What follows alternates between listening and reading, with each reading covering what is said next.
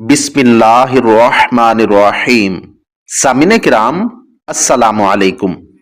اگر کوئی شوہر اپنی بیوی کو روزے کی حالت میں جماع کرنے پر مجبور کرتا ہے جبکہ اس کی بیوی کو اس عمل کی شرعی سزا کا علم نہیں اور اس کی اسلامی تعلیمات سے بھی بہت کم آگاہی ہے اور شوہر بھی جاہل ہو، تو کیا اس صورت میں عورت گناہگار ہوگی یا نہیں؟ ایک بات اچھی طرح ذہن نشین کر لیں کہ بنیادی مسائل زندگی کو جاننا بطور مسلمان ہمارا پہلا فریضہ ہے۔ کم از کم ہمیں پاکی و ناپاکی کے مسائل سے لازماً آگاہ ہونا چاہیے۔ یہی وہ فرق ہے جس سے انسان اور جانور میں امتیاز ہوتا ہے۔ بہرحال اگر میاں بیوی فرض روزے کی حالت میں رضامندی سے جماع کر لیں تو ان پر قضا اور کفارہ دونوں پر لازم آئیں گے، لیکن اگر خاوند زبردستی دخول کر دے تو خاوند پر قضا اور کفارہ دونوں لازم ہوں گے اور بیوی پر صرف قضا ہوگی۔ اسی طرح اگر بیوی جماع کے لیے مجبور کرے تو قضا اور کفارہ بیوی پر ہوگا جبکہ خاوند پر صرف قضا ہوگی۔ رمضان المبارک میں صرف راتوں میں عورت سے ہم بستری کی اجازت دی گئی ہے۔ اللہ رب العزت نے قرآن پاک میں ارشاد فرمایا ہے، احل لکم لیلۃ الصیام الرفث الی نسائکم ہن لباس لکم وانتم لباس لہن علم اللہ انکم کنتم تختانون انفسکم فتاب علیکم وعفا عنکم فالآن باشروہن وابتغوا ما کتب اللہ لکم۔ تمہارے لیے روزوں کی راتوں میں اپنی بیویوں کے پاس جانا حلال کر دیا گیا ہے، وہ تمہارے لباس ہیں اور تم ان کا لباس ہو۔ اللہ کو معلوم ہے کہ تم اپنے حق میں خیانت کرتے تھے، سو اس نے تمہارے حال پر رحم کیا اور تمہیں معاف فرما دیا۔ پس اب روزوں کی راتوں میں بے شک ان سے مباشرت کیا کرو اور جو اللہ نے تمہارے لیے لکھ دیا ہے چاہے کرو۔ درج بالا آیت کریمہ میں بڑے واضح انداز سے ماہ سیام میں صرف رات کے اوقات میں ہی جماع کرنے کی اجازت دی گئی ہے۔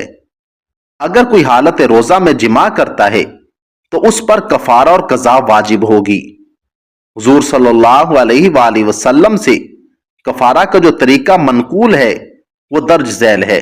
حضرت عباد بن عبداللہ بن زبیر رضی اللہ تعالی عنہ سے روایت ہے کہ انہوں نے حضرت عائشہ رضی اللہ تعالی عنہا کو فرماتے ہوئے سنا کہ ایک آدمی نبی کریم صلی اللہ علیہ وآلہ وسلم کی بارگاہ میں حاضر ہو کر عرض گزار ہوا کہ وہ جل گیا۔ آپ نے پوچھا تمہیں کیا ہوا؟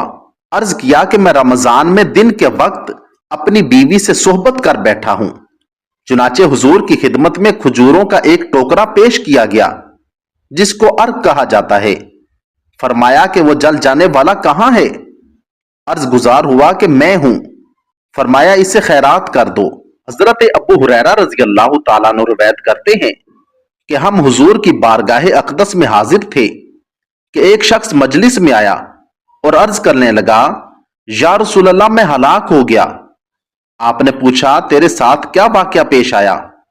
اس نے عرض کیا کہ میں رمضان المبارک میں بحالت روزہ اپنی بیوی سے جماع کر بیٹھا ہوں۔ حضور نے فرمایا کیا تیرا کوئی غلام ہے جسے تو آزاد کر دے؟ وہ عرض کرنے لگا نہیں ہے یا رسول اللہ۔ حضور نے پوچھا کیا تو مسلسل 2 مہینے کے روزے رکھ سکتا ہے؟ اس نے عرض کی نہیں۔ آپ نے پوچھا 60 مسکینوں کو کھانا کھلا سکتا ہے؟ اس نے عرض کیا نہیں۔ پھر وہ بیٹھا رہا یہاں تک کہ آپ کے پاس کھجور کا ایک ٹوکرا آیا۔ آپ نے پوچھا سائل کہاں گیا ہے؟ وہ کہنے لگا حاضر ہوں۔ آپ نے فرمایا یہ تھیلا لے جا اور خیرات کر دے۔ وہ کہنے لگا خیرات تو اس پر کروں جو مجھ سے زیادہ محتاج ہو، خدا کی قسم مدینہ کی اس پوری بستی میں مجھ سے بڑھ کر کوئی محتاج نہیں ہے۔ اس پر آپ صلی اللہ علیہ وآلہ وسلم مسکرائے یہاں تک کہ دندان مبارک اندر تک نظر آنے لگے۔ پھر آپ نے فرمایا اسے لے جا اور اپنے گھر والوں کو کھلا۔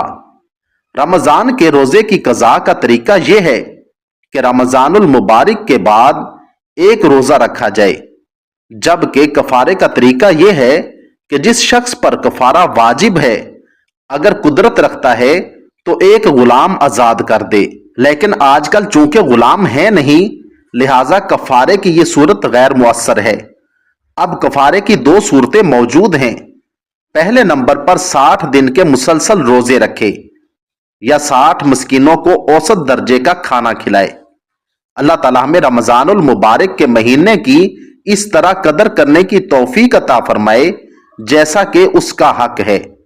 आमीन फुम्मा आमीन। अगर आपको मेरी ये वीडियो अच्छी लगी हो तो वीडियो को लाइक, चैनल को सब्सक्राइब और साथ दिए गए बेल आइकन के बटन को जरूर दबा दें।